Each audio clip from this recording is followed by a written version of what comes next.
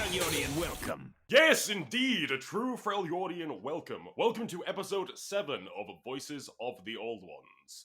I'm here with my lovely co-host, Gomez. Hello, nothing lovely about me. Haha. No, you don't know his dark secrets. Exactly.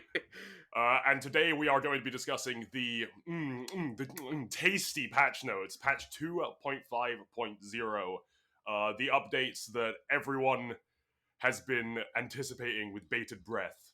I mean, it's been something that the community has been crying out for a while. Crying being the operative word.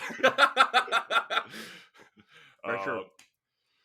So these are pretty like enormously impactful, right? They will definitely be massively impactful to the meta if nothing else. So we just start from the top, yeah? I mean, we started from the bottom, so we're here. Let's go. Let's go. Okay, that's the episode, folks. Twisted Fate now requires you to have seen 9+ cards. I actually like. I don't mind. Like in terms of how they could have gone about him, I'm actually okay with this.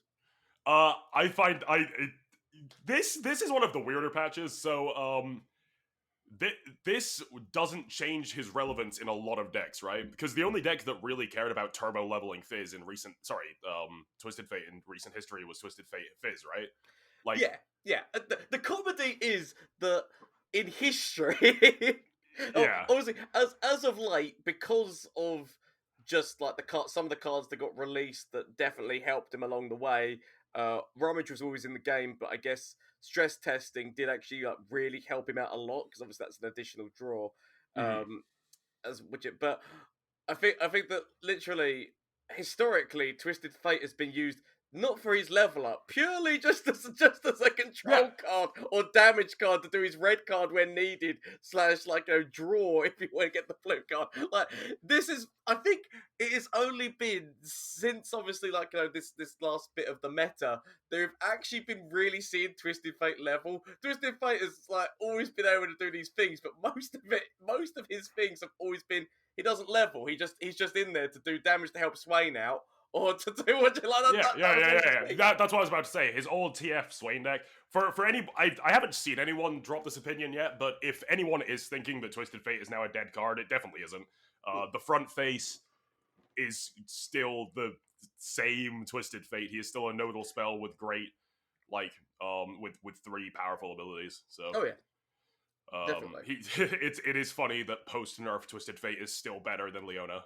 Like gold card Twisted Fate is still just he will always find a place. I think it is like in many ways is the same reason why I think Aphelios would always find some. I know that we'll get to Aphelios, but I feel like each of those champions will find a place because of their versatility, of the fact that you basically do get to choose. Like upon dropping them, you get to choose what you get, and sometimes like they could be very impactful to the game depending on what situation you're in, what you need. So I always feel like Twisted Fate's always gonna have like some way. I mean, like I still remember the days of playing him knowing that he was 100% gonna get Mystic Shot the second I played him. Like, I still remember those days. Aphelios, Twisted Fate both just died a Mystic Shot. They do, but they get a decision before they die, and that can be impactful later on. Yeah, that's true. Both of them have good, strong enter the battlefield effects, which means that them dying to Mystic Shot is not nearly as crippling. On the subject, what do you think about Fiora being a 3/2? In all honesty, like everyone's been crying out that they you need to have some kind of Fiora nerf and whatnot. One that everyone always says is like put her up to 5 kills. The problem with that is that I think it's not as easy as people think that is, because they then have to change the animation. Like, I don't think that people realise that little extra, that it's not just as simple as just put her up so she's got to do an additional kill. There's more. Not only that would be like a huge disconnect between the card and the League of Legends like character, because in League it's the exact same animation for her ultimate. Yeah. So, that was never happening. Oh no, I had seen a lot of that. I know that it was never happening, but I mean that was what, like in terms of community wise, was people calling out for that in terms of, but I like in my head I was like, that's never gonna happen. There's so much more that would have to go into that to make that a thing. But this is actually quite nice. It's one of those things whereby in the right deck, it's not a 100% disadvantage, because a lot of the decks that she's played in, like with Freljord, basically is all about like getting her stats up anyway so that she can get past certain things. But it does mean that she doesn't have immediate effect in terms of the fact that like most of the time people are playing her, getting a trade off with her extra like her stat, and then they can then put buffs on her from then on. So it's not actually it's nice. And as well as you say, she's now in Mystic Shot range, and it Mhm. makes it that she's a little bit more like easier to deal with, which is good. It makes it fair with the cards like such as Golden Aegis that was added into the game. It definitely makes it like so that you've at least got a chance against Fiora. Now it's not just a straight instant. Well, I'm screwed. Yeah, yeah. So like, here's people were saying that Fiora was really hard to balance, right? And I don't think Fiora is particularly hard to balance at all. Just change one of her threes into a two. I probably would have. Well, not the one in the top left corner. I would have preferred if she got turned into a 2-3 than a 3-2. I think her turning into a 3-2 is like a little bit of an over nerf. I think her as a 2-3 would have been maybe better for her condition moving forward. That being said, though, Fiora has been a meta Fiora's been a meta deck even as long as Legends of Runeterra has been out of beta. So Oh yeah. I think the community is happy to see her just die. And I do think this is like absolutely like backbreaking for any deck she goes into, and any Fiora decks we see moving forward will be like Fiora Freljord meme decks. I mean, definitely Freljord is going to be where she's going to find a home for a while, because she's going to need those extra stats coming in. She doesn't need permission so much from Ionia. She needs every single thing she challenges to be 0 power, basically. And yeah, that's obviously worse. The Fiora dead card. Quote me on that when she's meta again. Exactly. Don't you worry, I will do. I'll be the first to point out. But it does just show that they do listen to the community, because a lot of people were feeling bad about being versus Fiora, but I still feel that she will be played, just not as much. Yeah, I think what might end up happening is she will be completely out of the meta for like the next few patches, and then in a future patch they'll switch her power and toughness, turn her into a 2-3. Which I think they've actually done with another card further down the list, but that's way down. We'll get to that in a minute. Yeah, we'll get there. But no, I mean, obviously, it's positive change for the community, because it was quite a polarizing card that was like literally like people. It's like the Marmite. People either loved her or they hated her, but I feel like most people hated her. Yeah, it's like Marmite. You either what is it? Marmite. You either hate her or you want a knife in her. Yeah. Exactly. So, this next one's exciting. This next one exists. Jarvan 4, being buffed 2 entire numbers, going up by 1. He's a 6-4 baseline stat now. What? Yeah, you go first, because I have to, yeah. I mean, I do like it. It does mean that he's at least can survive more things, like, hitting him, because you need to remember the fact that it's still getting to his level up that is always the hardest thing with him, and that happens before he even enters the field of battle. But yeah, the additional stats are nice to see, and especially considering the fact that continuously using that Cataclysm when he does level up and continuously getting that barrier is going to be nice. So it is put him to a slightly more playable rate, because I feel like he was the least played champion, because the fact that his level up condition is actually quite hard, because it is unless you've got enough challenge things going on, his whole level up is dependent on the opponent. Yeah, it's so the problem with Jarvan that I see, at least a lot, is when you attack with Jarvan, he is forced out of your hand and he is already challenging the strongest enemy. And usually the strongest enemy has power greater than 4 by turn 6, right? And it definitely had power greater than 3 pre-nerf. So in many circumstances, you would go in with your open attack, Jarvan would get pulled out, and they would Mystic Shot, Vile Feast, blah, blah, blah, blah, blah, to break the barrier, and then he would die in the very first combat he entered. Yeah. And I don't think this fixes that problem. I think he will still just die to the very first combat he enters. You are usually trading 6 mana for 2 mana in a lot of matchups. And it's just really sad, because I really one day I will see his level up animation.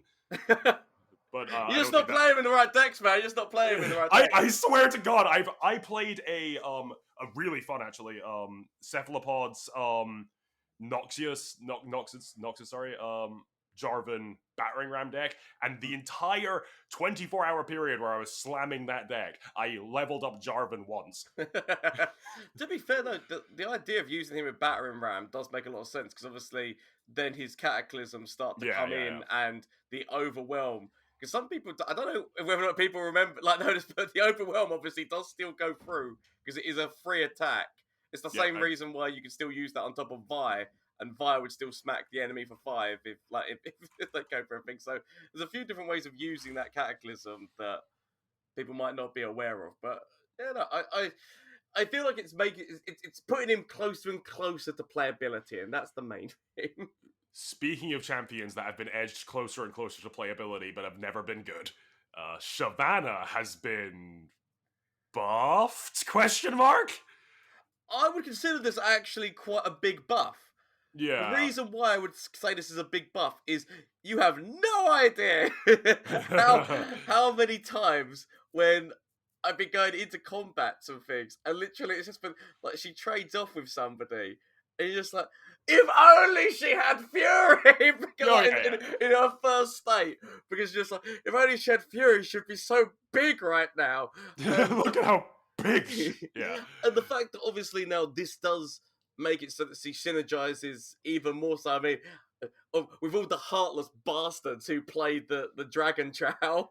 That's actually a huge thing. She would, because the idea now that she's got Fury, she second that because before she would eat that, you would draw a card, yes, and then you'd help her towards her level up, because she would obviously be a dragon doing damage, but you won't get the Fury, so it's like it'd be killing this poor little helpless thing, and you wouldn't be getting. So actually, I consider it to be quite a significant buff to her, because Fury is what she has been missing for a long time. So I'm mostly joking around and memeing when I say that it's a side grade. I've seen a lot of people who are talking about this being a nerf, and like that's just overtly wrong. This is a buff. I wouldn't say it's like hugely significant, and I don't think it will change her play rate enormously, but it's definitely a buff. Like, she's getting closer and closer every single patch. I mean, well, the thing of it is that people say, like, you know, it's a nerf, because technically, yep, she's going down 1 power stat initially, but as I said, the fact that you've now added Fury, I said, it just means that if you have dropped her when you've dropped Dragon Chow, then she's she's instantly killing that, so she's helping her get towards her level up, and then she's turning into, like, you know, a 4/5, and if you attack forward with her, then she becomes a 5/6, because she goes like, so it's not actually like in the right kind of deck, and the fact that literally, like, you know, with how many different ways what's his face Demacia has to challenge things out and whatnot, either be it through single combat or the actual Dragon Strafing Strike spell, like, the fact that she's got Fury is actually quite a big buff, because from before, like, she wasn't gaining stats, but now she is gaining stats even more so. I'm very happy with this change. Like, I was about to say something. What was it? Oh, yeah, Dragon's Breath now works with her as well for whenever that's relevant. The 6 Demacian spell. I played that card a lot. I know it's not necessarily good. Wish I could play that card more. It just feels so bad whenever you play that card and your opponent immediately hushes or silences in some way. You're just like, I've just spent 6 mana for nothing. Yeah, you're definitely not wrong, but you see less of hush nowadays. It's. I mean, that is true. I've been slamming on ladder, or at least I was last season. Lux dragons, like mono Lux. It didn't even run Shyvana, but it was it used the 5/5 from Targon with Spell Shield with Dragon's Breath. Mystical Dragon. Spicy Dragon. To swing the board enough that I could win on turn like 7 or 8, and that deck was wildly successful. I might even consider putting Shyvana in it now. Yeah. So, a novel concept, I know, but I might. I know. Why would you put Shyvana in the Dragon deck? That's silly. Yeah, up until now that was very stupid, but now I might consider it. No, she when she attacks forward, she has the same stat line as Shrieking Dragon, and we've seen that Shrieking Dragon survives enough combats for Fury to be relevant. So yeah, no, I'm definitely going to be putting actually making a Shyvana deck. Cause it's been a while since I've done it, but this is actually enough of it. Because literally the main reason I stopped crafting with Shyvana was just because it just felt bad whenever I was attacking forward with her, and she wasn't actually it was like if only she had Fury. But now she has Fury. I'm happy now. When her trailer dropped and I first saw her level up animation, I started making some intense monkey noises. I was so excited, and then I never played her. So maybe now. Yeah, Lulu. Oh, Lulu! Lulu. The people have been crying out for something for Lulu for so long. Oh, this change gives me the fear. I'm so afraid of this change. So Lulu is a card that has been underplayed for a while, at least in my estimate. People have been trying to force her into Ionian support decks, and that is why she seems bad, is because if you put her into decks that care about leveling her up, that's not the only reason she's bad, okay? But if you put her into just the Ionian support shell, Ionia has been suffering for quite a while with weak cards. It's almost a joke at this point. If you throw Lulu into Demacia as just a powerful 3-drop in a Bannerman list, she has proven herself to be very good. Lulu Bannerman played the ladder for 5 minutes before everyone got really bored of her. And that deck still sits pre-nerf on a 55% win rate.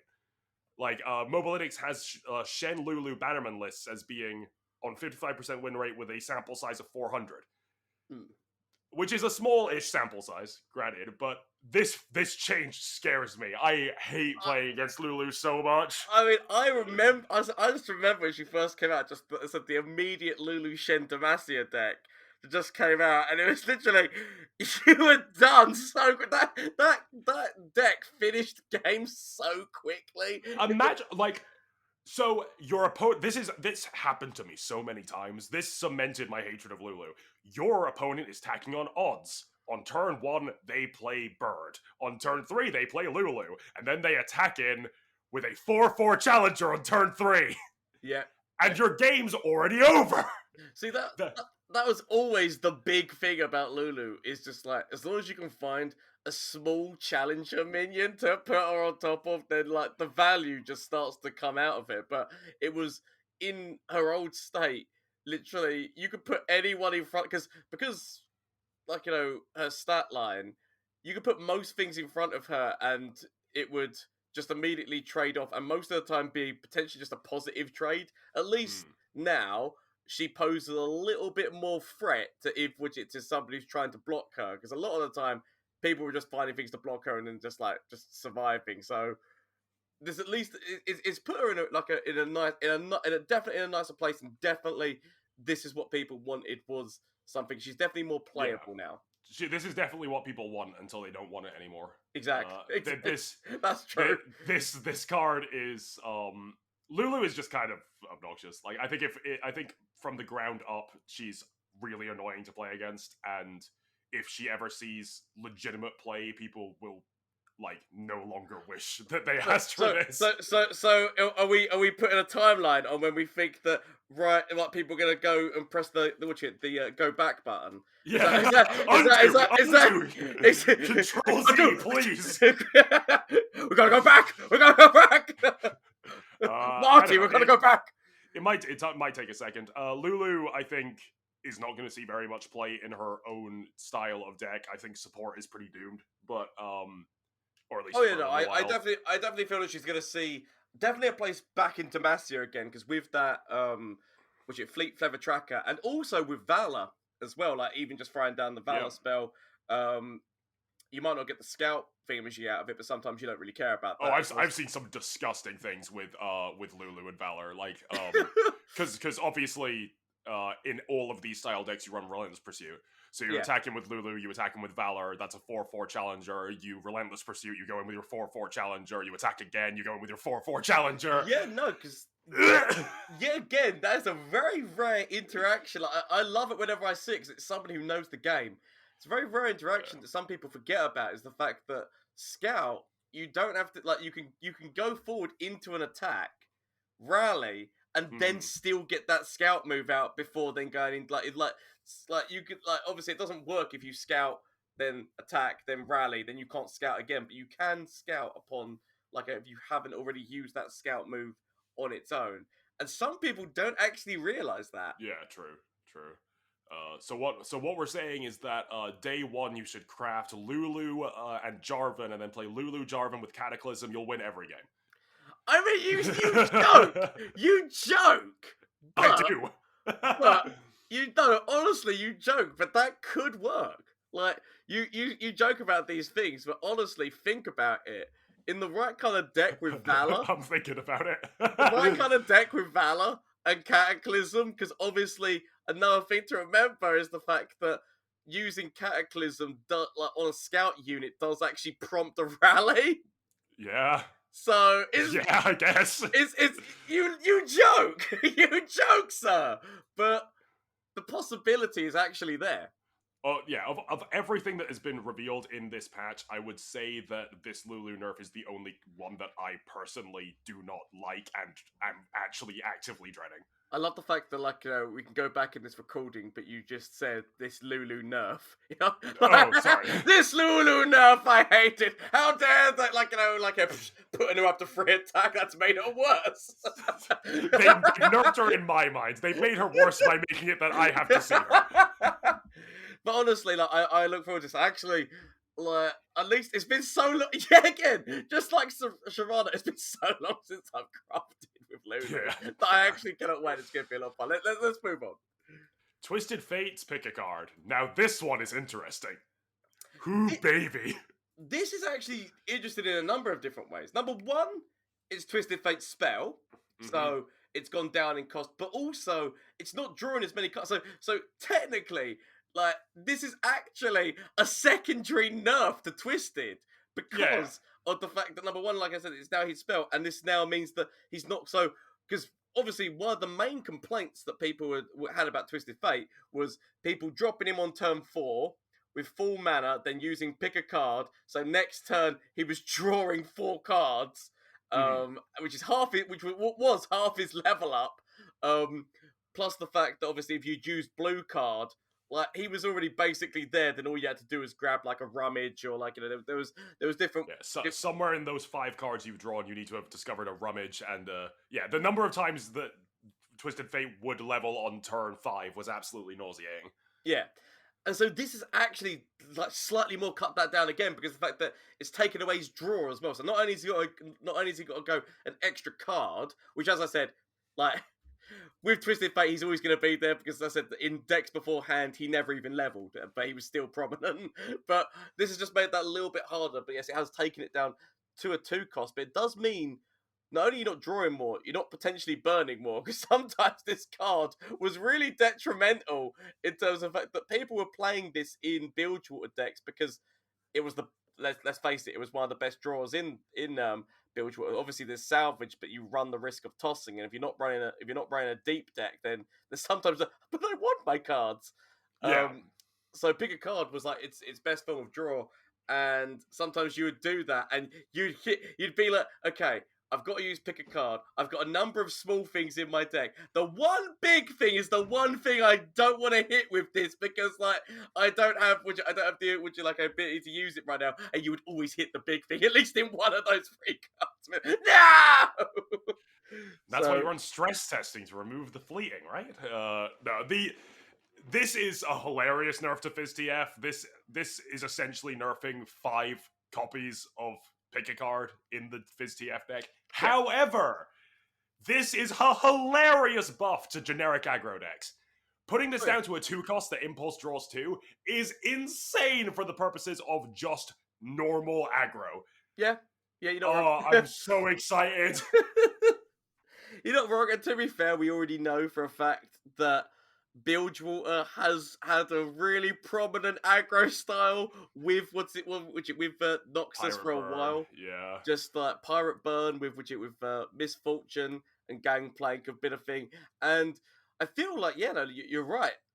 Draw has been one of the major lackers of that deck.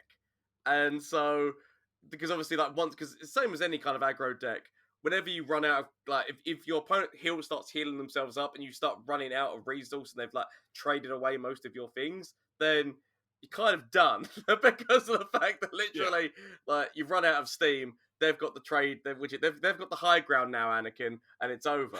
But with this, it at least means that there is that additional point of draw that can be done like quite nicely, and that deck does run a number of cheap cards. Yeah, I have played a lot of Bilgewater aggro in the past, not necessarily even Pirate Burn. Before Pirate Burn like took its rise to power, I can't remember what my second color was. It was PNZ. I played PNZ Bilgewater aggro with Yeah. the with pick a card being my refuel, and it felt so good. That deck felt so powerful at the time anyway. I can't remember what the meta looked like at that particular moment, but Yeah. it doesn't feel so good anymore. But this is a big big buff to pick a card in terms of just outside of Twisted Fate. Every other use of this card, using it as a vanilla card, this is a buff. So I love the way they've done this. Yes. Massively, this is actually like a big buff because again, it's just that additional draw, isn't it? Like in terms of just helping you out, like you're not burning as much as well. Like it's cheaper, and like you're not getting that third card. But sometimes, let's face it, how many times when you use this did you use all three cards without at least one of them being burned? It's I mean, so it's actually quite a nice one mana point is like absolutely enormous on low costed spells. Like they've reduced this thing's price line entirely. This is now Pot of Greed. Yes, it is. This is Pot of Greed. So good times. You already know what that does. You got anyway. You love a 2-mana draw too. Like that's. Every region should have one. Speaking of nerfs, every region should have a. Speaking of nerfs to Fizz TF, good God, they really like the community started crying and Riot nerfed every facet of this deck. Wiggly Burblefish. I mean, let's face it, Burblefish did need a nerf. Yeah, absolutely. This card doesn't exist anymore though. Like this isn't. I expect. You know what? I thought they were going to make it go up in cost. That was going to be what I was because it would take longer because its main benefit is when you get down to 0 cost, and you say that this is done. Oh, totally. I'm not sure. I'm not sure. Really? Yeah. Okay, this is the second time I've said this.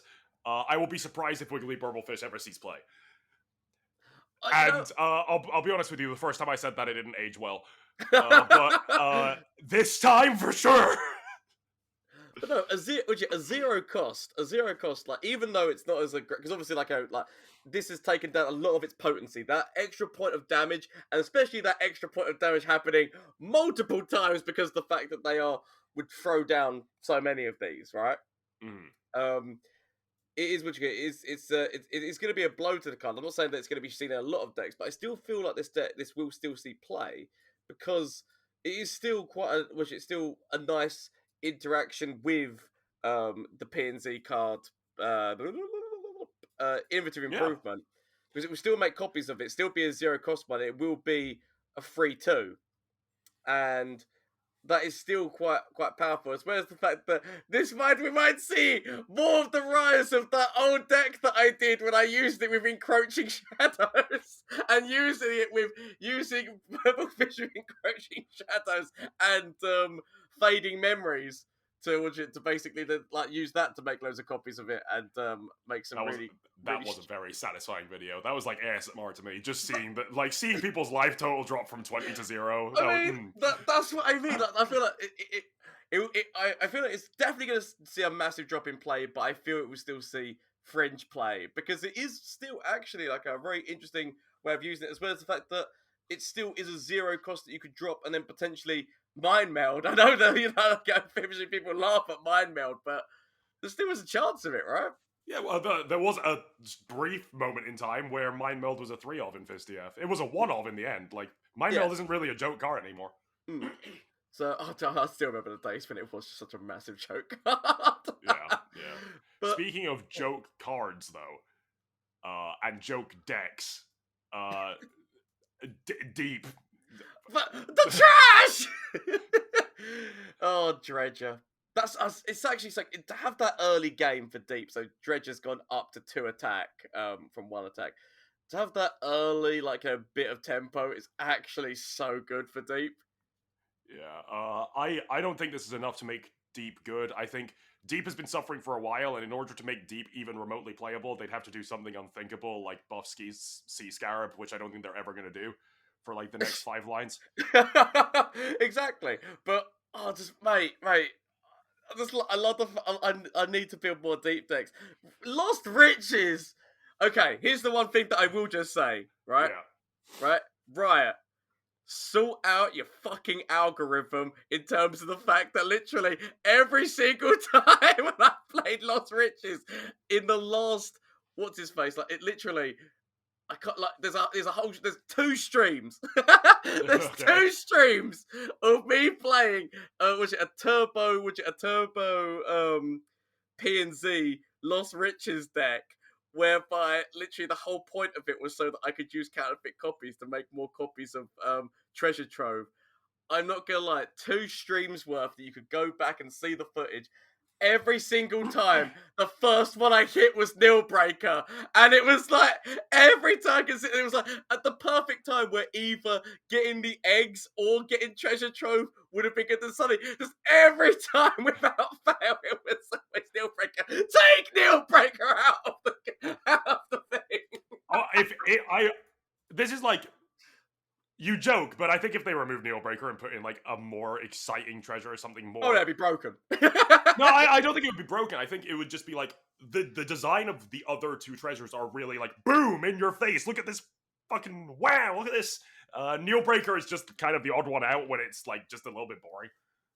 Well, no, Um, it's kind of more like, because it does damage to both sides of the field. So most of the time you're getting it and just like, this is terrible for me to play right now.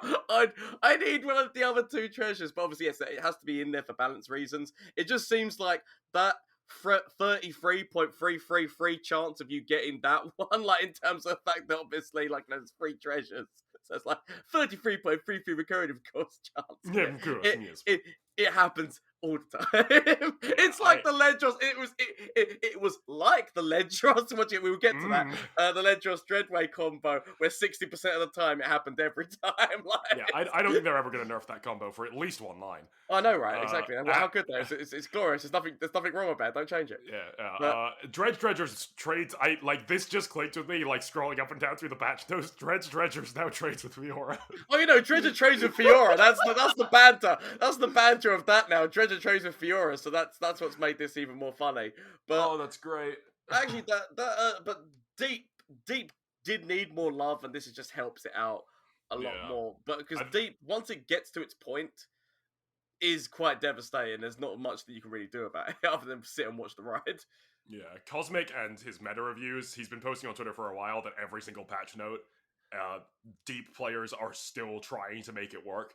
Like, no, without fail, every single meta snapshot, Deep is somewhere in the top 50 most played decks, even with a win rate of like 40 odd percent. So, the absolutely avid Deep fan base will surely like these changes. Yeah. I mean, I still, yeah, I honestly still like Deep as a concept, and I do feel like Lost Riches has actually helped it out like a more than what people think it has. Yeah. Oh yeah, But no, absolutely. Lost Riches leads to some absolutely hilarious eye rolls. oh yeah, no, massively. I mean, like, I've got like a whole video on like it working perfectly. And it's such crazy times. I do love that card without a doubt. That's probably got to be one of my favorite cards that came out in the latest set of cards, definitely. Mm. Yes, let us move on. Yes. On the subject of them never changing concurrent timelines, what's this? What's this? What's this? Oh, what's this? Oh, I'm so excited! Oh my god! I actually posted on Twitter saying if they fix or whatever. What was it? I said something along the lines of, "This is the best excuse Riot ever has to make Dreadway into an 8 cost." I mean, it is, and that is what I mean. To be fair, this was the most expected version of this nerf. Like in terms of the fact that people were crying out for them to do something about Ledros going directly into Dreadway, and do you know what I heard the most? Like in terms of the fact that from people who obviously really want to go back to playing Go Hard was the fact that they wanted to see Ledros go back down to an 8. Like that, I mean, it's just like obviously like the way that it is at the moment, you can't currently play Ledros with pack your bags type thing. Because that was the thing that people, because obviously like you used to be able to, and that was actually a really powerful combo. But getting him down to 8 would have made it so that it would have been possible again. And so people are like, you should totally make Ledros an 8, am I right? But from all the sophisticated people out there, Yeah. I heard a lot of people saying, make Dreadway into an 8. And they did it! I'm so excited. This is such a this is the legitness. This is such a powerful buff to Dreadway. Oh, yeah. Like this makes it on par with the other like big end game finishers like pre-nerf Shark Man, Riptide Rex. Riptide Rex. Yeah, Riptide Which Rex, the comedy Leviathan. Which the comedy is, you can now Riptide Rex and potentially find Dreadway, therefore making all of his shots do 4 damage. Yeah, I will be trying to do that on day 1, 100%, which is today, right? I mean, it is today. Yeah. I will just say that, like, as I have heard a lot of people saying that, and you know what? I'm also going to be doing that. I mean, it's too much fun not to try, but the percentage chance is a lot weaker because there are a lot more cards in the 8 slot than there are in the 9 slot. That's why I love it. Yeah, but it is. At least it's a more funny kind of fairer. If you hit that, then you gotta be like, well played. well played. Much more what I wanted from concurrent timelines as a card is greater diversity of like in the 8-drop slot. There's a lot more opportunity to whiff, which makes the stories of when you do these dumb things a lot cooler. Yeah. And it also means that you can't really build a deck around concurrent timelines. You just put it in there for the sake of chaos, which I think is good. I think the game needs some of those cards. Like Hearthstone has, well, I was about to say Hearthstone has Deck of Chaos, but Hearthstone has most of its cards. Yeah, exactly. I mean, at the moment, yes. I like there being at least some cards in LOR that you throw in your deck when you just want your deck to be funnier. Like, it's not necessarily a game plan. It just makes your deck objectively more fun. Yeah. And that being said, by the way, I think concurrent timelines still can exist. They didn't nerf the card itself. I think there can still be a pseudo meta concurrent timelines deck running Trundle, abusing the interaction between his Ice Pillar and the ability to regen all of its mana and then turn into any number of 8-drops, for example, the new Dreadway.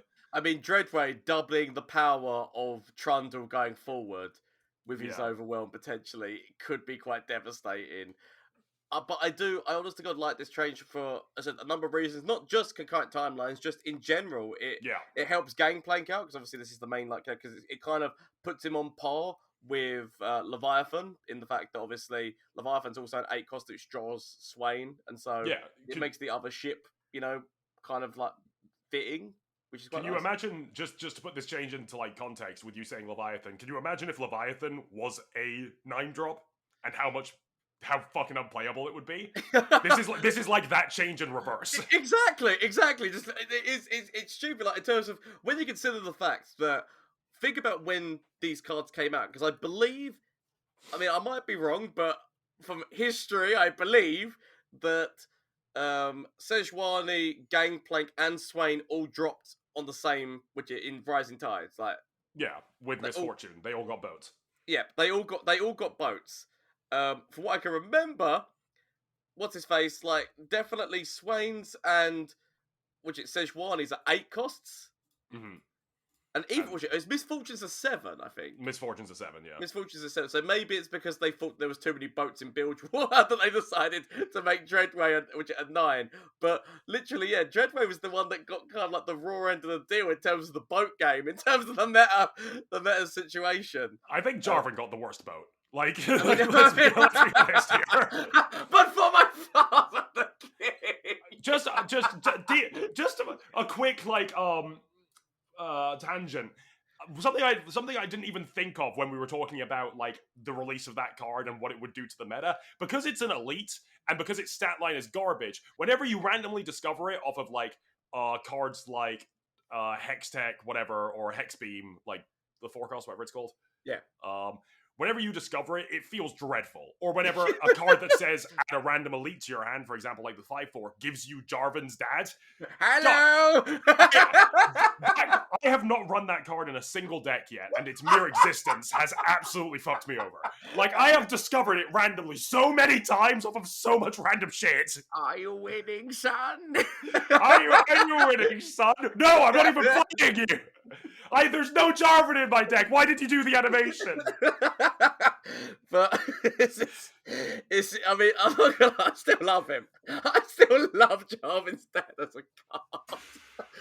But this actually it puts Dreadway. Getting back to what we were talking about, let's reel ourselves back in on the fishing widget reel. But definitely this has made it so it's on par with a lot of the other kind of like boat things and whatnot. And it's with the fact that that's a draw Gangplank card, it does in of itself make Gangplank slightly more playable as well. I haven't seen Dreadway and Gangplank in the same deck as one another for like months. I have only ever seen Dreadway in combo decks.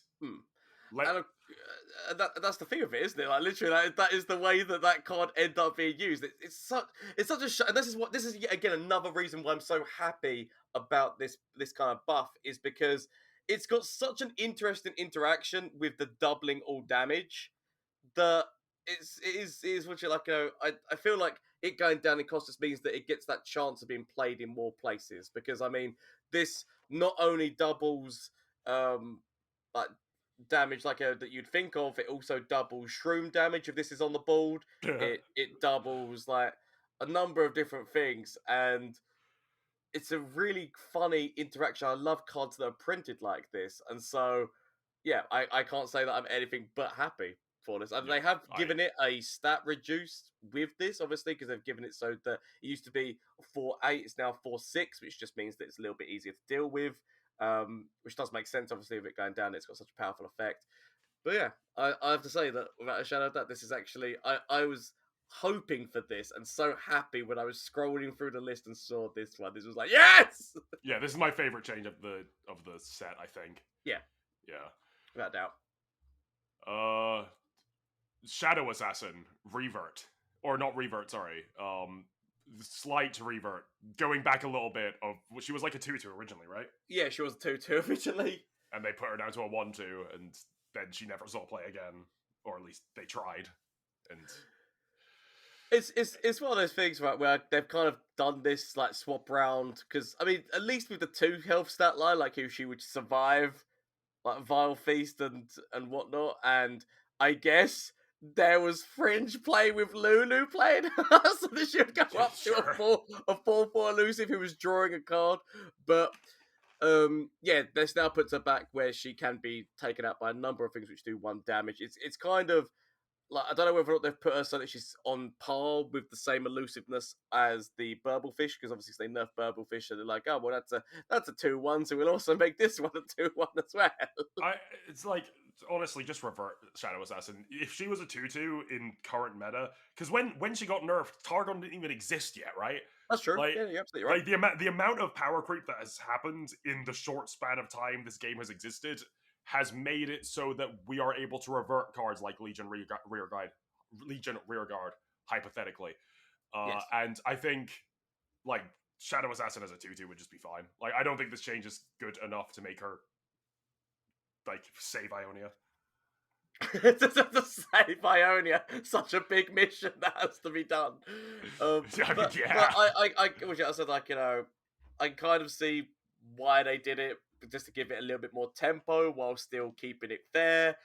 But yeah, it's not exactly a change which is going to be making any waves anytime soon. Speaking of Ionia being a garbage region, Fey Guide is still bad. I mean, they buffed its health up, they kept its attack exactly the same cost and everything like that. Obviously, Fey Guide, for anyone who doesn't know, is the card which is the 4 mana once you play, give an ally elusive. Yeah, for everyone that doesn't know, yeah. For anyone who doesn't know. Yeah, I mean, I guess this wasn't seen any place. They were like, we'll give it at least a stat boost and see whether or not this can change anything. Yet again, this is still something which you could use with Lulu, I guess, in terms of you could buff something, Something. something with which would be like a one cost that would normally be out in the open, make it into an elusive, and then Lulu can buff it up. Yeah, I mean, It's there is ways of using it. It's not easy. This change doesn't matter unless you play Expedition. Like literally. I mean, yeah, no, I mean, on. I'm gonna admit that Expedition will see more of this, but I mean, there's a slight chance. I have been trying to make a deck where we're running, which we Ionia with Shurima and Sivir, which is Sivir with Zed. So maybe putting this on top of Sivir so that she can give elusive to Zed, and Zed gives his elusive to the other man. I think they could. I think Fey Guide could probably be made a little bit more playable if maybe it cost 2 less. Could be like cast with spell damage, didn't come with the body, and was in a better region. Those changes would probably make it viable. Those would be solid region things, right? You don't get that anywhere, do you? Yeah, those would be some changes that maybe would let it see some play.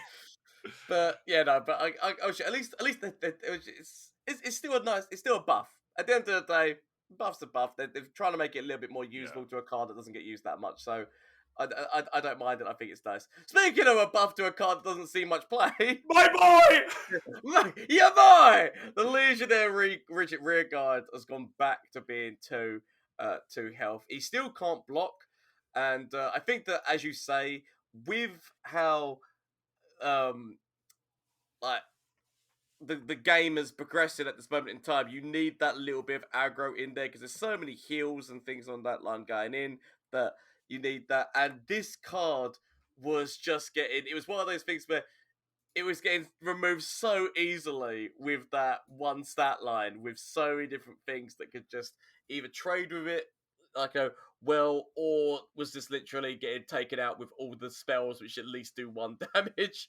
So it's good. It's good. Yeah, I imagine Pirate Bird is going to cut Crackshot Corsair and put this back in.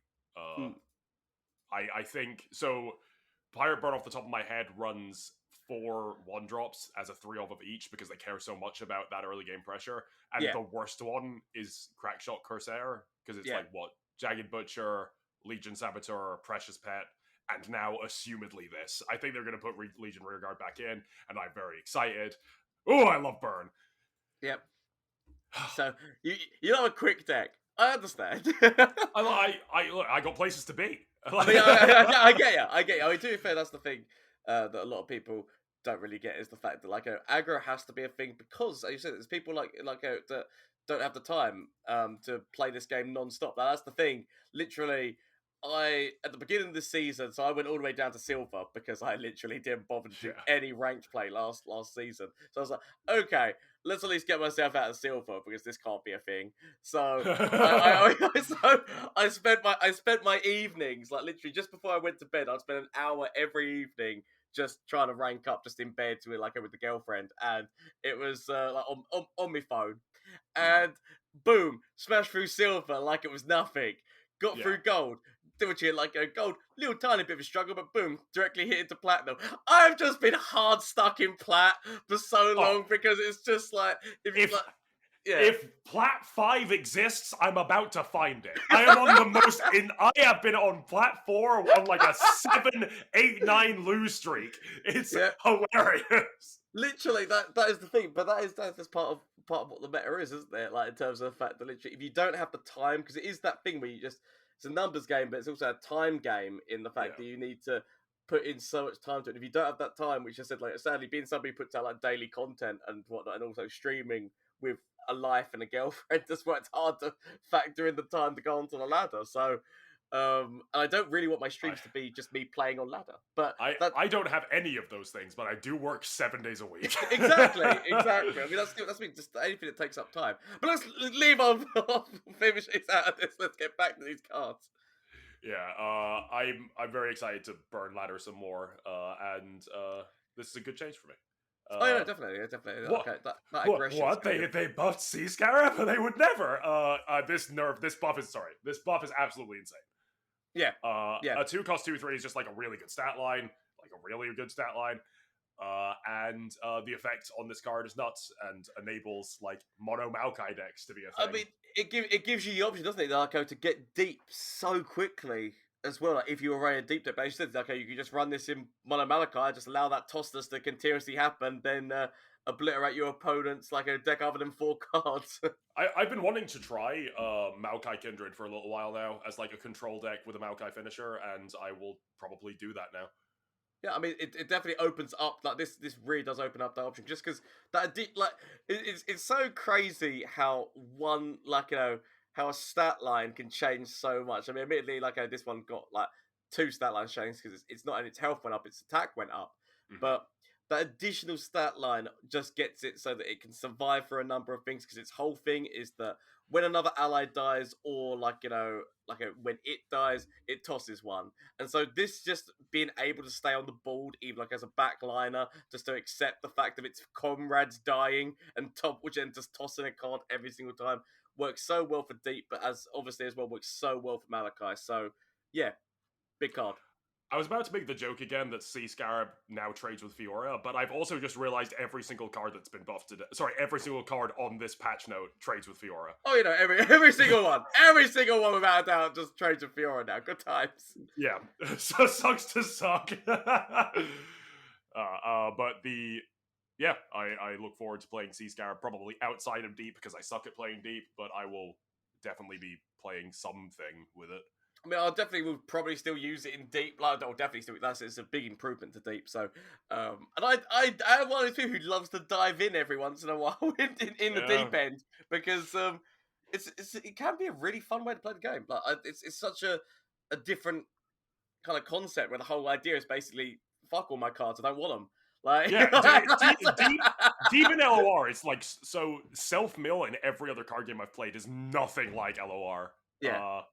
I really like the way Riot has executed like the archetype of throwing away your own deck, because it is just obnoxious in Magic. Like no one likes dredge players. They smell. Yeah. Esteemed. I have to agree with you, because I don't play that much of it. I mean, like Magic players just smell in general. So bit of a harsh thing to say, but I can maybe understand. Oh, you haven't been to a Magic? Like, I play Magic. Don't worry about it. Okay, but I have been to Magic events where like they offered a discount if they visually saw you put on deodorant before the event started. Yeah. Esteemed elephant. Fair play. Fair play. Bit of a tangent. Yes, it's all good. It's all good. That's what people love. The esteemed elephant. The esteemed elephant man. Yes.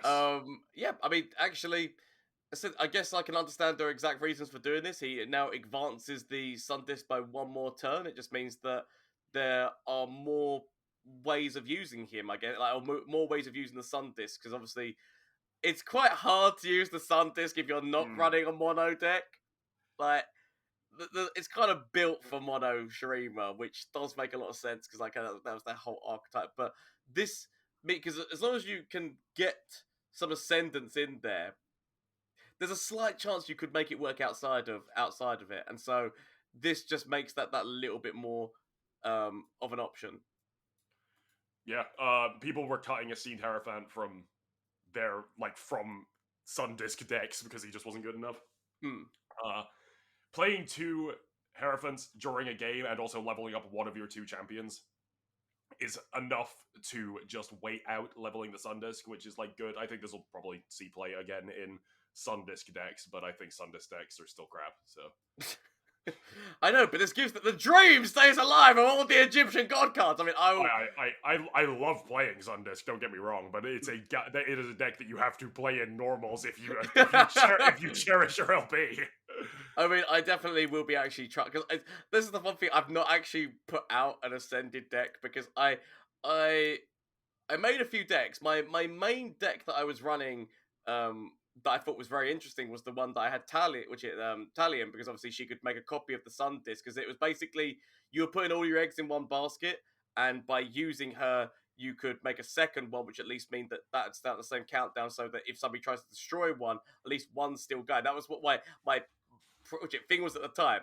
And then it turned out being that deck was bugged because it would make it so that the first Sun disc would decount, like, like, basically, like, for some reason, the second Sun disc, anything that happened to it that made it go down made the first Sun disc go down the amount that one would have, because it was something to do with the coding. And because it was a bug, I'm like, I can't play this deck. I refuse to, like, for moral reasons, I can't play this kind of decks. Like, I never abuse bugs. So, but this definitely, like, I can seeing more play, and potentially I might.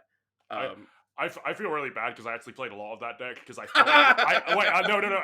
I didn't think I was abusing a bug. I thought the wording was just really janky. I thought it was like the reason that it counted down by 20 was because both of them, like, reduced the thing, like, the Sun discs you control by 10. Like, I thought, like, the triggered event cared about the two of. I thought it was just really dumb wording. So I played that deck like for 5 games until, like, I realized that I don't think it's meant to be doing this. Yeah, no, the second I saw that to begin, I was like, this doesn't seem right, this is too stupid. And then I was looking into it, I was like, yeah, this can't be right. And then obviously it did end up being a bug, and I was like, I can't morally play. So I love the idea of you using, like, Talia to copy your Sun disc so that like, if they remove one, there's the other one to deal with, but then that stairs comes down like, I'm about to end this man's whole career. Yeah, pretty much. But I don't know, that was what the concept was when I was doing that. But yeah, no, I feel like this is enough that you could actually get that Sun disc down quickly enough to not have to worry about having to do such things. So it's actually a really good buff. I'm quite excited. And I will be trying to do Ascending because I feel like this just, once you get to that point of Ascending, it's so funny. The cinematic! The cinematic! The cinematic is too good. Yeah, I really like, just when Azir levels up his 3rd time and he, like, screams, tell the people what you've seen today. Tell the people what you have seen here today. That's so good. Oh, Nasus cannot escape me forever. He's over there, Renekton. Ah! But yeah, it's good. I just Egyptian God card decks. We just need more of them, right? Yeah. I wish my opponents didn't surrender as soon as I reached level 3, but whatever. I know. How dare they? I mean, I still love the ability of, like, just like, you just know the second you're against the Nab deck, it's like, okay, right, Azir can't see play. The second I get my Emperor's deck, I am getting Nasus and Renekton against me. We cannot have this. Good day, sir. So, how would you describe people who surrender when they see their opponent get level 3? I would describe them as callous. I mean, I do most of the time in my videos shout coward. But in all honesty, like, like, jokes aside, it's mostly because I'm a content creator at the end of the day. So, like, I want to see that because I want that to show the people. I want to show the people what we have seen here today. I feel. I am as if you missed the segue I was going for there. I am as here. But the thing of it is, obviously, I can 100% understand why people do quit. If they don't have enough time during the day to play, they're playing on their toilet break or something. Second they see a game is lost, and it's like, okay, I'm done.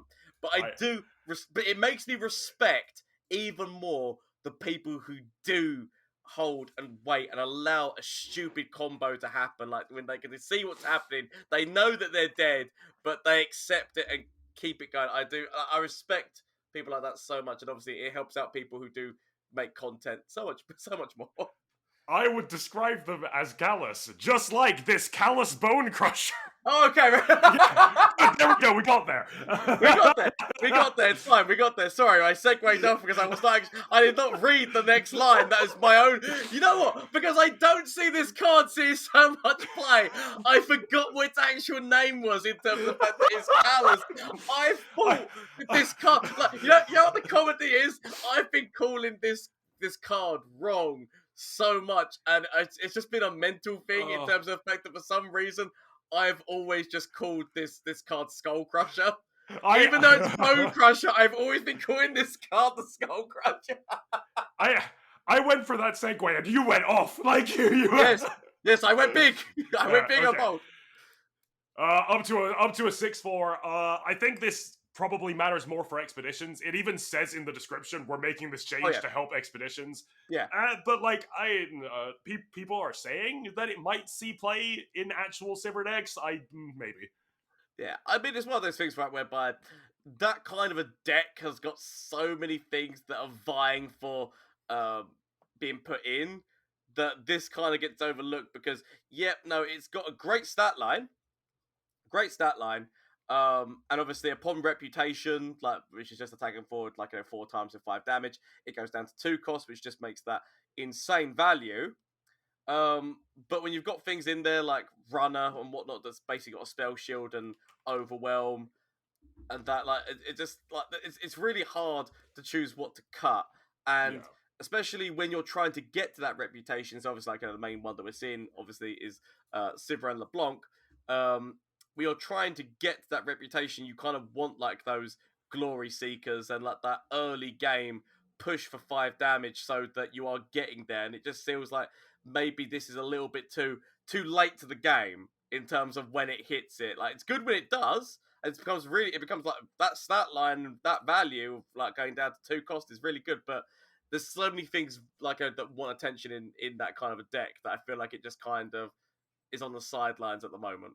I think it's distinctly possible that it might end up seeing play in constructed decks, but it's so vanilla and boring. I don't think I care. Hmm. You know, I get what you mean, but I mean, throw overwhelming on that. Would you throw overwhelm on that, and people will be right like, get it. Yeah.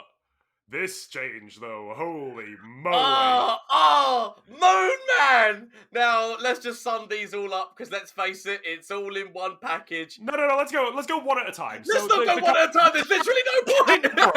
They've nerfed Calbrum from 2 to 3 mana. The card Severum, right? They've nerfed that from 2 to 3 mana. All the Moon Man's weapons are all at 3 mana now rather than 2 mana. Yeah. And yeah, it is. Some might say that they took a butcher knife to the Moon Man. Yeah, they flipped him 180 degrees and broke his spine. And obviously this now means that upon his level up, because his level up is just that they cost 1 less, so they go back down to their 2 cost upon his level up. But yes, I can understand 100% why they did this in terms of the fact that Aphelios is such a great chat. Like, he's got such a high skill cap, right? Yeah. In terms of the people who, like, you can give somebody who's never played Legends of Runeterra before, give them Moon Man, and he would probably die immediately, type thing. But a highly skill cap person who knows how to use it, the versatility and knowing, okay, right, I want to choose this because I know that like next I'm going to go into that, and from that, like I can like go the actual like craziness of it and how quickly those things could happen, especially if they were running what's his face, like Temple, which we will get to Temple as well. Just it's the insanity of just the amount of buffs that he would get into a point where he would become near enough unkillable unless you just had a straight up obliterate or a kind of like vengeance thing, right? In terms of the fact that he would get insane, so I can understand it. But all I'm saying is, well, I don't see a nerf here. This is just a massive buff to. This is a huge buff. This is a huge buff to this is a huge buff to Tri-Beam, right? Yeah, like in terms of this is a huge buff to the Ezreal Moon Man Tri-Beam deck, right? Yeah. So we'll get back to that. People who are saying that this is a over nerf, by the way, it's an enormous nerf, but people who are saying that this is like a bit too extreme don't understand how obnoxiously overpowered Aphelios was. Like, Aphelios was some entire different level of nuts, like insanity. He was carrying games on his own. Like, he carried decks on his own. I've been ranking up with Tom Kench Aphelios as a joke, and it's literally just good. And this is not an over nerf. Honestly, the card might even still see play. Maybe not for a hot minute, but I don't think this is the end of Aphelios, especially because of what you just mentioned. I think these going to 3 mana is not irrelevant. I think that Tri-Beam decks might actually exist with Aphelios. I mean, considering the fact that there's 2 target spells within there as well, which do help Ezreal out, and people like have been playing around with that concept already, right? In terms of Ezreal with Aphelios. It didn't kick off as much as like obviously other decks did, Hmm. because obviously because of Veil Temple, it made too much sense to run Shadow Isles and have an atrocity finisher in terms of the fact that how big you could make something. Um, Yeah. but now, especially when we get to the nerf to Veil Temple, but um, now it seems a little bit more potential that could be a lot of fun to play Tri-Beam with all these moon weapons and whatnot. So I actually look forward to that. Yep. That is a deck I will be playing with most haste. Maybe I might even throw it directly into rank because I'm feeling spicy. Yeah, so with these nerfs, we also see a buff to Moonman's spell itself. So Gifts from Beyond has now gone from 2 mana down to 1 mana, which just means that obviously it still means that you can play this and play a moon weapon without having to spend 5 mana to do so. You're Yeah. spending 4 mana, but I mean 5 mana would have felt a bit. Yeah. So It's like a side grade. It near enough makes no difference at all, but yeah. like unless you are in the habit of casting Gifts from Beyond and then holding onto your weapon for a while, which I don't think Mm. anyone is. Well, Overall, this card still costs 4 mana. I mean, it still makes it so that it's costing the same amount of money to do this into a directly into Moon Weapon, right? Yeah. In terms of that, like being able to play and cast it. And I think that the thing that people need to remember is the fact that even though these things have gone up, there is still really good synergy within that. So obviously, Veil Temple has got a nerf, but we'll get to the exact things of that. But it still gives you 2 mana refill, which can help towards this, as well as the fact that you could go from Crescendum into that 2 cost, which gives you 2 mana as well, as long as there's a Nightfall card, which I said if Moon Man's on the field, then so there's still ways of getting big tempo mana swings like within these things. So that's I think another reason why it had to go up a little bit, all those moon weapons. Yeah. And along with all of the Aphelios themed cards, they're also a little tiny nerf to Veil Temple. I like that they didn't really gut this card completely, because I think just the change to Aphelios means that Veil Temple wouldn't see play hypothetically anyway. But we don't know if we'll never see that hypothetical, because they have also nerfed Veil Temple. It now gives it's the exact same text, it just doesn't give the health. It gives +1/+0. Yeah, and I think that is kind of what they had to do, because it's still going to be giving that attack stat, but that additional health stat, like it was making things insane. It was getting things up to the point where there was no way to be able to counter them other than obviously having, because giving health stats is such a big thing. That's the whole. We go back to the whole nerf that happened to the other landmark, the Demacian landmark, where it used to give attack and health, like additional health things, but this was on a continuous basis that this was giving not only 2 mana, which it's not just 2 spell mana, it was giving 2 mana so that you could then play things like in terms of like units and whatnot on the board, not just spells. And so it was such a big thing, as well as the fact that obviously people could play Veil Temple, have Temple on the board, play a card, and then play Aphelios, and that was an immediate health buff to him already. As well as giving you that, which is like a mana, and that it's like to anyone you were doing that with, you were basically giving them upon play an immediate health boost, which would get them past a number of different counter plays. So I feel like it's quite good, because we might see an end to the like enormous amount of Targ and Shadow Isles, where the whole plan was basically just to make a big ass unit and then atrocity core. Like this might stop that from being a thing for a little bit. I personally am a little bit against this nerf. I think with Aphelios being put to the sidelines for the next little while, I don't think Veil Temple was seeing very much play outside of his decks besides Lee Sin, which like hasn't really been meta dominant for a little while now. I think they could have gotten away with not changing Veiled Temple because it didn't really have a home outside of that one particular deck. I don't particularly care that they have nerfed it, and this is like a pseudo significant nerf. Like you say, health matters a lot. But yeah, I'm so indifferent to this change. Like, it doesn't affect me at all. I never play this card. Fair play. I mean, to be fair, like I wasn't really playing it until like I started did like a little bit of trying it out. It can be insane value. Just the extra point of mana, especially if you get like 2 of these on the board. And if you were playing this with a Felios, which obviously basically just you can get the insane amount of moon weapons. So what I mean, that you're basically activating this every single time, and its ability of them mean that boom, you're getting if you have 2 of them on the board, you're giving +2 which is +2/+2 to something, and then with the moon weapons, there is obviously the overwhelm one or even the lifesteal one, depending on what your situation is at the time. Can be very devastating, and just the additional point, the fact that if having 2 of these would refill your mana for 4, and then you can just play another unit or play. It's stupid value. So I actually understand because of how that deck can operate why this had to be done. Yeah.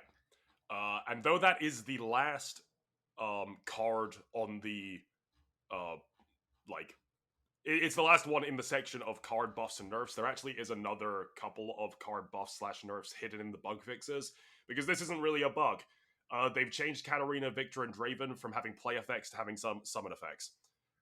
Which barely matters unless you're like playing Harrowing or something, because I can't imagine many situations where you are summoning these cards, but it's something worth bringing up. And Lucky Find no longer triggers a second time when you are casting it on cards like Jay Medarda and the robot. That actually was a bug. People weren't really sure if that was intentional or not. Yeah. So that is a huge nerf, by the way. Like, nerf in air quotes, because if we were working on the assumption that that's how it was intended to work, then yeah, it was not intended. This is a huge nerf to Lucky Find. This card doesn't work anymore. I mean, it still works. It still gives you some value. No, it does fucking nothing. This card's been deleted. It was giving giving some decks like really crazy things. Like obviously the additional spell cast they said would work really well with Lee Sin, and even which get like I guess that because I didn't actually realize that was as much like in terms of a bug myself. I saw that as like you're choosing a spell and you're going into another spell. And that's, for some reason that never clicked with me that was actually a bug. But yes, no. I thought it was intentional and really stupid. I thought it was the exact same situation with the Sundisk where I read it and I was like, that shouldn't work like that. But I just tend to believe Riot, so I was like, okay, sure, whatever.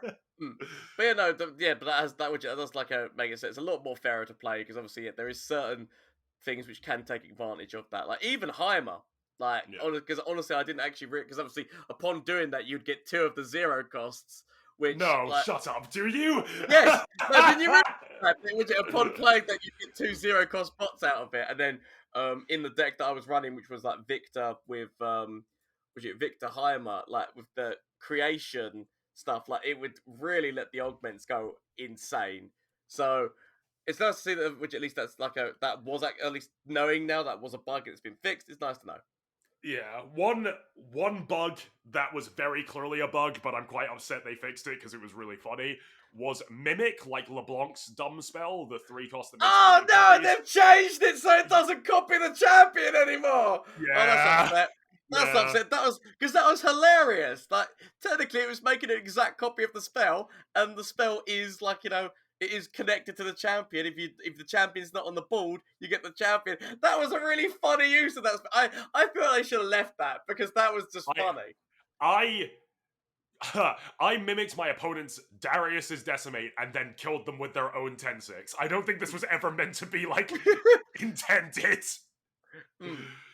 But yeah, that is everything for the patch notes besides the lab update, which is fun and exciting stuff, but no doubt you will see us playing that in the near future. Oh, definitely. And some cool new cosmetics. Yeah, no, so they've done like really good job. That I said, like as I said right at the beginning of this, it really shows that Riot do listen to its fan base, and like as much as sometimes they can whine maybe a little bit too much, But I understand when you're passionate about something, like these emotions come to the surface, Mhm. and as we've said a number of times, like I feel like they do a magnificent job, and sometimes the player base can be a little bit too quick to outcry without potentially realizing what the Yeah. things could be the effects could potentially be. And obviously, what you call it, it's one of those things where, because the card games that we're used to we're used to not seeing any form of them fixing problems for a long time. So Wright is really on the ball, and yeah, it just shows that they do care, and it's an amazing team that they have. Yeah. And I think that does it for episode 7, right? I believe so. Yeah, so you can catch all of our socials, all of our streams, our YouTubes in the description below. This episode should be available on Spotify. Don't quote me on that, but it Huzzah! should be. Let us hope. I think I have got it fixed. But otherwise, you can catch us if you are listening to us on YouTube, for example, and you would prefer to listen to us on SoundCloud. We are on SoundCloud now, so you can go and check that out under the same name. And thank you for listening. Yes, We will thank see you you indeed. in the next episode. Bye, bye. Bye bye.